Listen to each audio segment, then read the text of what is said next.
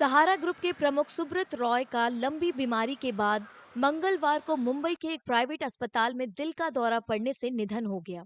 सुब्रत रॉय ने retail, real estate और financial services सेक्टरों में बड़ा व्यापारिक साम्राज्य खड़ा किया। वे कई बड़े विवादों से भी घिरे रहे। पॉन्जी योजनाओं से जुड़े नियमों को दरकिनार करने के आरोप में उन्हें कई रेगुलेटरी और कानूनी लड़ाइयों का सामना भी करना पड़ा। हालांकि उनका ग्रुप सभी आरोपों से बार बार इनकार करता रहा। सुब्रत रॉय ने गोरखपुर से अपना पहला ऑफिस शुरू किया था। इस ऑफिस के पूर्व कर्मचारियों और शहर के लोगों ने उन दिनों की याद ताजा की जब रिटेल, रियल स्टेट और फाइनेंशियल सर्विसेज सेक्टरों में सहारा ग्रुप की तूती बोलती थी। 74 से इसी मकान में कंपनी की शुरुआत किए थे और एक सहारा इंडिया परिवार की नींव रखते हुए उन्होंने पूरे विश्व में इसकी एक पहचान बनाई थी। और पापा उस समय इसके फाउंडर मेंबर हुआ करते थे।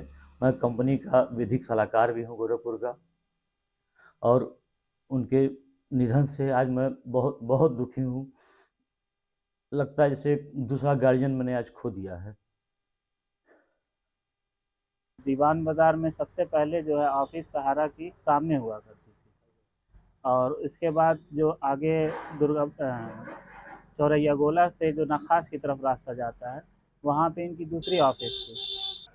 और हम अपने वालिद साहब के साथ जब आते थे यहाँ पे, तो सहारा की ऑफिस उस समय हुआ करती थी। ये यहाँ पे बहुत भीड़ हुआ करती थी। सुब्रत रॉय ने भले ही बिजनेस की दुनिया में बुलंदियों को छुआ, लेकिन उनके करीबी लोग और रिश्तेदार अब भी उन्हें एक ऐसे शख्स के तौर पर याद करते हैं जो हमेशा अपनी जड़ों से जुड़ा रहा। मेरे पिताजी का बचपन के वो दोस्त रह चुके हैं और अड़िया जब भी आते थे उनके साथ रहना खेलना सब कुछ उनके साथ ही हुआ। उसके बाद उनके पिताजी सुधीर चंद्र राय शुगर मिल के इंजीनियर थे, तो वो लोग गोरखपुर में थे, तो वहाँ वो चले गए धीरे, तो वहीं पर वो धीरे धीरे अपने व्यापार को विस्तार किए। उसके विस्तार करने के बावजूद भी वो अररिया के अपने सगे संबंधी दोस्त मोहल्ला समाज के हर व्यक्ति को वो माने किसी की न रूप में याद हमेशा हर वर्ष किया करते थे। बहुत सुना सुना एकदम सुना लग रहा है। जो क्या हो गया, जो भी उभरने वाले थे वो भी लगता है जो अभी फिर नीचे तरफ चला गया। आपसे कैसा रिश्ता था?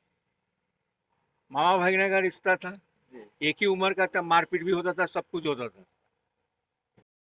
सुब्रत रॉय को उनके ग्रुप के कर्मचारियों और दोस्त सहारा श्री कहकर बुलाते रहे। इतना ही नहीं, मैनेजिंग डायरेक्टर या चीफ एग्जीक्यूटिव ऑफिसर के बजाय उनके लिए सहारा इंडिया परिवार के प्रबंध कार्यकर्ता और मुख्य अभिभावक जैसे पदनामों का इस्तेमाल किया गया।